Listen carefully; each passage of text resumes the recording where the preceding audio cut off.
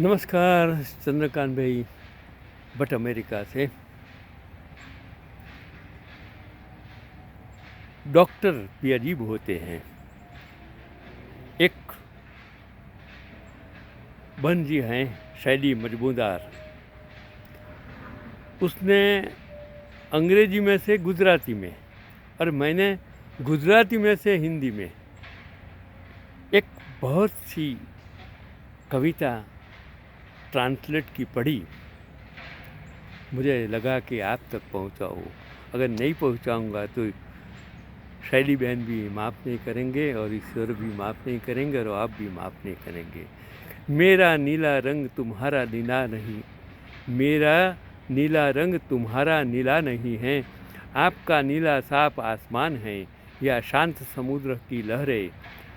आपकी नीली किसी की मंत्रमुग्ध कर देने वाली आँखें हैं या शायद सर्दी की हवा। मेरी नीली मेरी दूसरी त्वचा है, मेरे काम के कपड़े, मेरी कांटेदार झाड़ियाँ।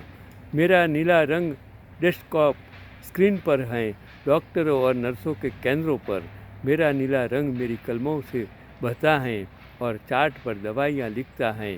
मेरा नीला रंग दस्ताने, सुइयाँ हैं, सीरीज और प्लास्टिक की गाड़ियाँ हैं। तुम्हारा अभी ये नीला रंग की बात आई, अभी लाल रंग। तुम्हारा लाल मेरा लाल नहीं है। तुम्हारा लाल खिले हुए गुलाबों का बगीचा है या वह कालीन जिस पर आपके फिल्मी सितारे चलते हैं। आप जो पोशाक पहनते हैं वह आपका लाल है या वो होठ जो बात करते समय चमकते हैं। मेरा लाल खून है जो बहता है धमनियों और शिराओं के माध्यम से, या लाल बत्तियां, अलार्म और बीप मॉनिटर या एम्बुलेंस वैन की चुभन और घाव ही मेरे लाल हैं।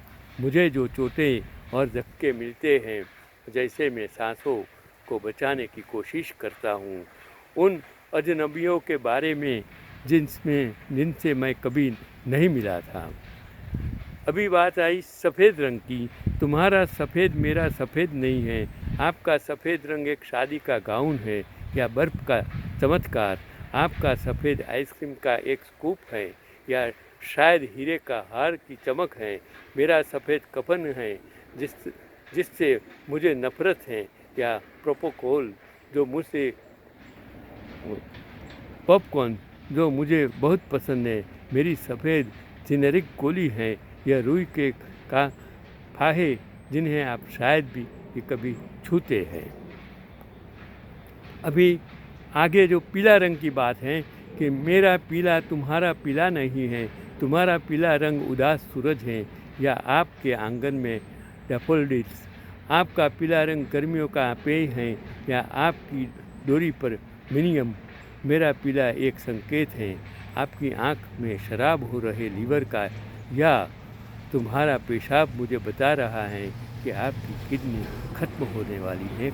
ये डॉक्टर ने जो लिखा, मैंने शायद थोड़ी गलती भी हो सकती है क्योंकि उन्होंने इंग्लिश में से गुजराती, मैंने गुजराती में से हिंदी में आप तक पहुंचाने की कोशिश की है। मेरे रंग तुम्हारे रंग नहीं है, मेरा इंद्रधनुष भी अलग है, इसलिए मेरे कहने पर बुरा मत मानना। मेरा नीला रंग तुम्हारा नीला नहीं है।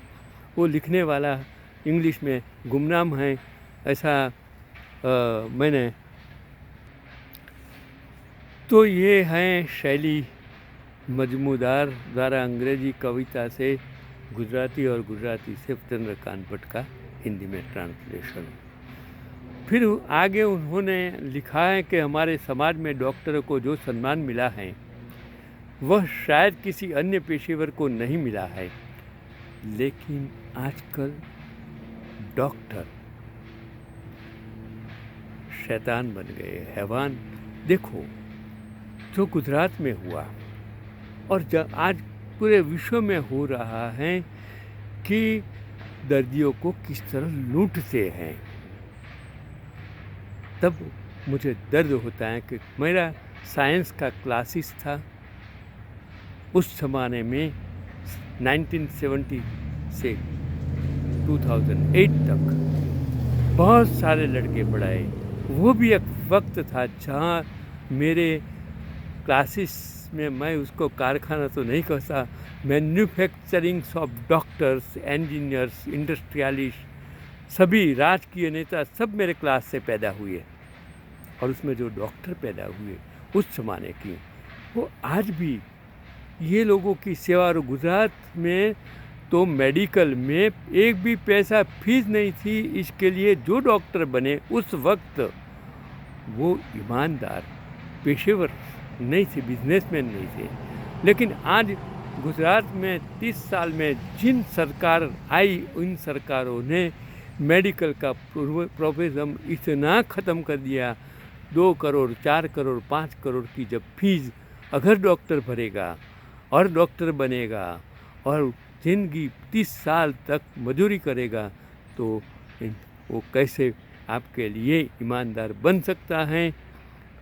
इसके लिए वो भी सोचने की ज़रूरत है। चलो मैं आगे की बात करता हूँ। वो जो बहन जी कहती हैं कि सम्मान मिला है वह शायद किसी अन्य पेशेवर को नहीं मिला है, इसका वह कारण यह होगा कि डॉक्टर ही मनुष्य को बीमारी से मुक्ति दिलाता है।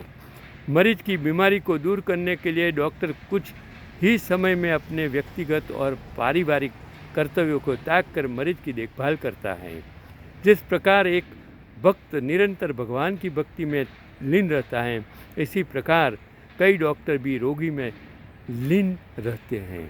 मिस पंड्या गायनेक जिंदगी भर कंवारी रही और वीएस हॉस्पिटल में जिस प्रकार की उन्होंने सेवा की, और मेरे बच्चे उसकी हॉस्पिटल की बदौलत हैं। मैं इसको सलाम करता हूँ, आज नहीं है। तो कई डॉक्टर भी मरीज के साथ खिलवाड़ करते हैं और डॉक्टर मरीजों के स्वास्थ्य के बारे में तब तक चिंतित रहते हैं जब तक उन्हें पता नहीं चलता कि वे कहाँ हैं। डॉक्टर अवचेतन स्तर पर अपने मरीजों के बारे में बहुत चिंता करते हैं। कितनी सारी हॉस्पिटलें आज गुजरात में अमेरिका वाले लोगों ने और कितने लोगों ने गरीबों के लिए बनाई है, सरकार ने नहीं, ये लोगों ने बनाई है। मैं पढ़ता हूँ, उसको सलाम करता हूँ। वो ऐसे भी लोग हैं जो निःशुल्क सेवा मरीजों को, लोगों को, गरीबों को देते हैं। हालांकि उनकी चिंताएं हर बार प्रकट नहीं हो सकती हैं। तो ये जो कविता डॉक्टरों के उसी रवैये को शब्दों में व्यक्त करती हैं कि एक डॉक्टर जिसका मरीज, उसकी बीमारी, इलाज, ऑपरेशन, ओटी, आईसीयू, अस्पताल, दवा उसके अस्तित्व का हिस्सा बन गया है, वह अस्पताल की सजावट को प्रकृति के विभिन्न रंगों में देखता हूँ। ओटी और आईसीयू मॉनिटर मतिभ्रम करते हैं और बीमारी के लक्षण दिखाते हैं। दिमाग में लगातार क्या घूमता रहता है, बस इसकी झलक मिल जाती है कि आप क्या बन गए हो। इसका मतलब यह नहीं है कि डॉक्टर को प्रकृति से प्रेम नहीं है, लेकिन वे अपने काम और मरीजों में इतने मशगूल हैं कि उनके पास उनके लिए दूसरे जुट हैं। डॉक्टरों की एक अलग दुनिया होती है। वे एक अलग आसमान के नीचे रहते हैं और एक अलग हवा में सांस लेते हैं। जैसे गेहूं में भूसा होता है, वैसे ही डॉक्टर भी बहुत कम होते हैं। वास्तव में अपवाद नियम को सिद्ध करता है। भले ही एक चार्टर्ड अकाउंटेंट एक ग्राहक के खाते में ब्लैक वॉश देखता है, एक संगीतकार हारमोनियम पर काली पट्टिया की बात करता है और एक वकील काले गाउन पर वॉश टाई पहनता है, डॉक्टरों से अपेक्षा की जाती है कि वे अपने विशिष्ट उपकरणों के साथ अलग अलग रंगों को जोड़े। शायद डॉक्टरों की यही नियति है। तो मैंने मेरे जीवन में इतने सारे डॉक्टर्स भी देखे। मेरे दादा डॉक्टर थे, कटहल बॉम्बे में थे, वो गवर्नमेंट डॉक्टर थे, सर्जन थे।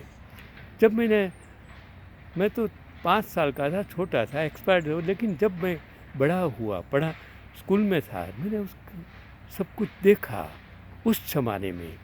और मेरे गांव में भी जिस तरह से उसने काम किया, मेरे गांव में स्कूल बनाई,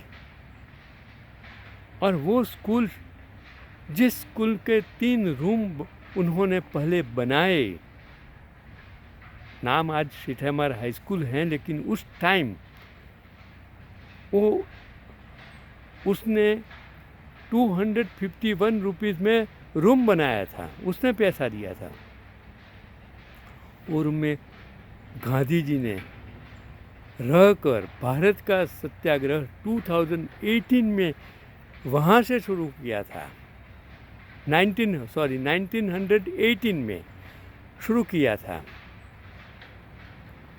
मैं इस वक्त की बात करता हूँ कि भारत का पहला किसान सत्याग्रह मेरे गांव की वो स्कूल के मकान में, रूम में, जिस मेरे दादाजी ने बांधा था, वो रूम से पहला सत्याग्रह शुरू हुआ था। मेरे दादाजी ने उनको रखा था और आज वो स्कूल में स्तंभ हैं।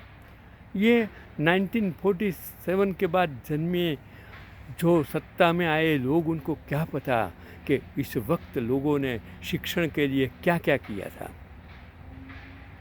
मैं मेरे दादा स्व बड़देवी मथुरभाई भट्ट, उसको मैं सलाम करता हूँ, और उनके बहनोई और मेरे बड़ ससुर पूजालाल सोमेश्वर भट्ट, उसने उस खेड़ा सत्याग्रह और मैं गांधी जी को कटराल में लाने वाले वो, और मोहनलाल कामेश्वर पंड्या डुंगरी चोर, वो थे। मेरे कटराल के आज़ाद पोर्ट सोसाइटी में से सब लोग उस वक्त काम करते थे, मेरी ज्ञाति के, मेरे समाज के।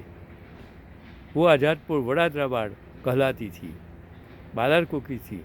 और उस वक्त उन लोगों ने आज़ादी के लिए जो किया था, मैंने सुना था, मेरे आँख में आंसू आ जाते थे। इन लोगों को क्या पता कि आज़ादी के लिए इन लोगों ने क्या क्या किया।